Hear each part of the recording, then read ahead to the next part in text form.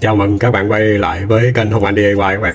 Thì bữa nay mình cũng làm một cái video để giới thiệu với các bạn là cái màn hình điều khiển xe đạp trợ lực SW900 là các bạn. Các bạn coi cái mã số của nó. Thì cái màn hình này nó ra đời rất là lâu rồi các bạn. Nó là dân châu Âu họ đi rất là lâu rồi các bạn. Thì cái này nó khác với cái màn hình S866 các bạn so sánh thôi. S866 nhỏ hơn nó nhiều ha. Nhưng mà nó có 3 cái nút phía trên đây. S866 3 nút trên đây, còn đây là nó có 3 cái nút nằm ở tay cầm. Ví dụ như các bạn lắp cái này ở tay cầm. Còn cái này nó chỉ là màn hình hiển thị thôi. Rồi.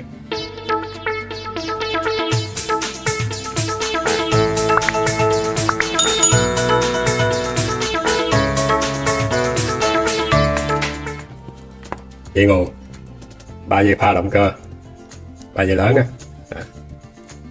Rồi dây vào màn hình, thì các bạn để ý ở đây nó có 2 sợi dây này nữa nè. Thì 2 sợi dây công tắc, trong trường hợp các bạn muốn xài công tắc thì các bạn lấy công tắc ra đấu vô đây. Thì khi mà cái hai cọng dây này mà nó được kết nối với nhau thì màn hình mới bật được nha các bạn ha, chỉ vậy thôi. 2 sợi dây này giống nhau, sợi dây để học lúc mà mình lắp vô để cho nó cái bộ này nó khởi động với cái động cơ để nó hiểu nhau ha. Rồi dây này là dây hồi sensor, lúc nào cũng vậy thôi. Đó. Thì các bạn chú ý giúp mình là 3 cái dây này nè, nó giống nhau, nó đều có cầm 3 sợi hết ha. Thì cái dây mà đen đỏ trắng này chính là dây tay ga ha. Rồi cái dây mà có màu xanh này nè, dây màu xanh này, đen đỏ xanh này là cho sensor trợ lực ha. 2 cái này quan trọng mà mình dùng hết đó. Còn cái dây này là dây nó điều khiển cái gọi là cái tuyến tính của thắng các bạn. Cái này mình không cần xài, mình xài dây thắng đó này. Có nghĩa là khi mà cái tay thắng á, các bạn đấu vô bên đây với bên đây, thắng trái thắng phải nè. Khi là cái thắng mình nó đóng công tắc thì nó sẽ kết vô cái IC, nó cắt cái động cơ ra khỏi IC. Vậy thôi, 2 sợi dây này ha. Vậy là hết dây rồi đó các bạn, xong rồi. Thì có 2 cái dây này mình lấy mình cắt cái đầu dắt ra mình test, nó 2 dây này vàng đen này, nó đi liên cặp đó là 2 cái dây đèn rồi ha. Dây đèn pha phía trước á. Rồi. Cái đó là bộ điều khiển. Thì bây giờ mình sẽ đưa một cái nguồn 24V vô để mình hướng dẫn các bạn là cái cách mà mình đấu, cách mà mình sử dụng cái màn hình ha các bạn. Và cái cách mình set up cái giá trị cái parameter phía trên từ B1 đến từ B1 đến B20 của nó các bạn. Thì đây mình sẽ cấp vô cho nó một cái nguồn là nguồn 24V. Mình cấp 24V thì để cho nó hoạt động được thôi các bạn. Đây. Thì các bạn để ý cho mình là cái bộ này có thêm cái càng để mà bắt lên cái ghi đông xe đây. Mình tháo ra để cho dễ để xuống để mình hướng dẫn cho các bạn. Rồi bắt đầu mình bật nguồn nha. Thì các bạn để ý nè, để trên cái bộ này tay cầm này thì nó cũng chỉ có 3 nút thôi, nút em chính giữa và nút lên nút xuống ha. Thì bây giờ mình giữ nút em thì nó lên. Thì các bạn thấy là ở cái màn hình chính này nó gồm có là phía trên này là chỉ km/h ha, phía dưới này là công suất mà output ra nè, chính giữa này là tốc độ. Cái phía bên đây là cái mình chỉnh được cái công suất trợ lực bằng bấm nút lên nút xuống các bạn, nó lên tới 5 nấc nha. Rồi vậy thôi. Cần các bạn bấm thêm cái nữa thì nó ra cái trip, bấm thêm cái nữa thì nó quay về auto ha. Bấm thêm cái nút em trên giữa đó, bấm nhanh rồi. Nó chỉ vậy thôi, trip vô auto đó. Bây giờ mình để trip đi chẳng hạn. Rồi cái cách mà set thì mình nhấn 2 nút lên xuống giống như là S866 thôi. Phần mềm nó khá tương đồng ha, dẫn 2 nút.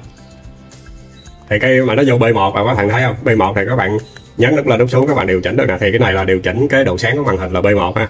Rồi bấm thêm nút M chính giữa lần nữa thì nó qua B2. B2 có nghĩa là các bạn set là cái chế độ hiển thị của km, dặm giờ nữa các bạn, km đó. Bấm lên bấm xuống cũng được nha. Rồi bấm thêm nút giữa lần nữa thì nó qua B3. B3 là điện áp. Ví dụ như bây giờ các bạn có cục pin là 36V thì các bạn bấm lên xuống nè, nó ra cái điện áp của nó lên tới 4, 5, 12, 4, 60, 72V đó các bạn ha. Nhưng mà ở đây tại mình xài cái cục nguồn 24V này, mình để 24V. Rồi tiếp tục bấm tới B4 các bạn. B4 này là thời gian nghỉ đông của cái bộ điều khiển này. Khi mà các bạn set không có nghĩa là nó không có làm việc, nhưng mà set tới 60 thì nó là lớn nhất các bạn. Bấm lên nè. Rồi B5 cho các bạn, nó có 2 giá trị 0 với 1. Không có nghĩa là 3 cấp độ trợ lực và số 1 đó là 5 chế độ trợ lực. Bây giờ mình bắt mình rồi các bạn coi ha. Thì lúc này là chế độ trợ lực đó là nó có 3 thôi, mình set 0 nè, maximum 3 nè, tăng lên không được nữa nè ha.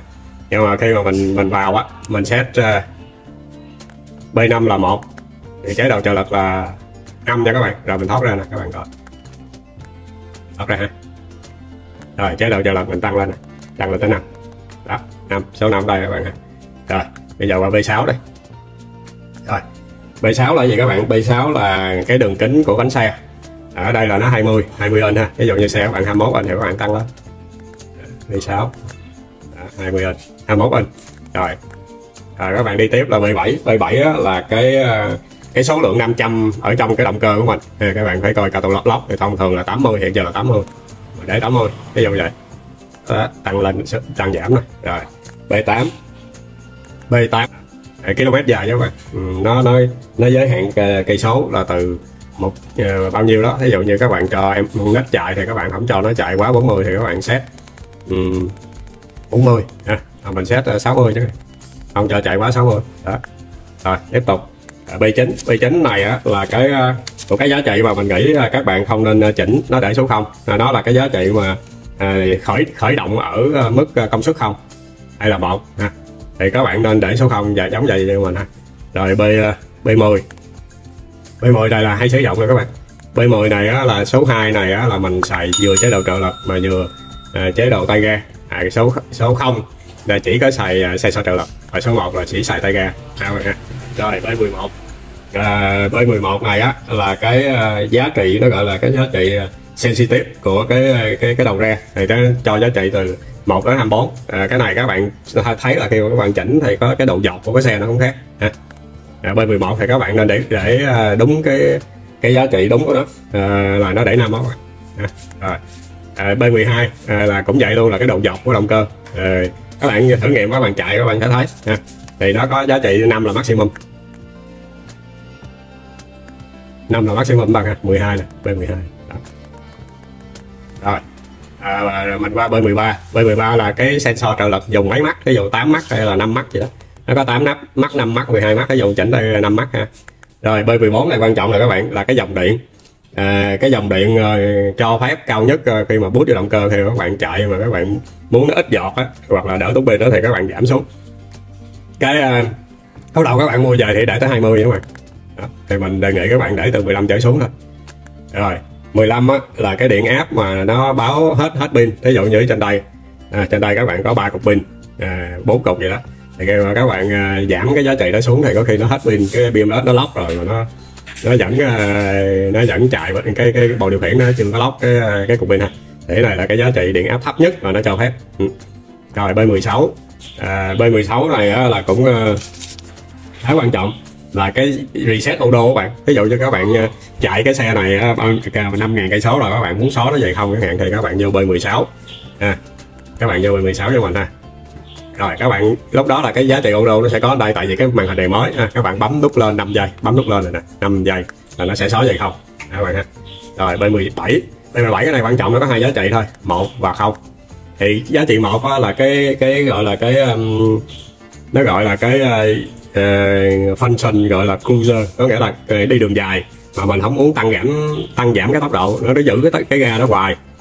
Mình giữ ga trong vòng 5 giây thì giữ hoài như thì nó chạy cùng một tốc độ. Tại vì đối với xe điện nó chạy một tốc độ duy nhất đó, thì nó đỡ hao pin, còn mình lên xuống ga liên tục đó, thì nó rất là hao pin đó.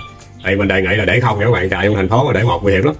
Rồi B18 là nó tỷ lệ tốc độ. Ví dụ như các bạn cái xe của các bạn thực tế chạy có 50 rồi đó, thì nhưng mà nó chỉ cho nó chỉ trên màn hình này là nó chạy tới 70-60, thì các bạn sẽ tăng giảm cái B18 này để mà cho nó đúng rồi ha, nó điều chỉnh đó mà.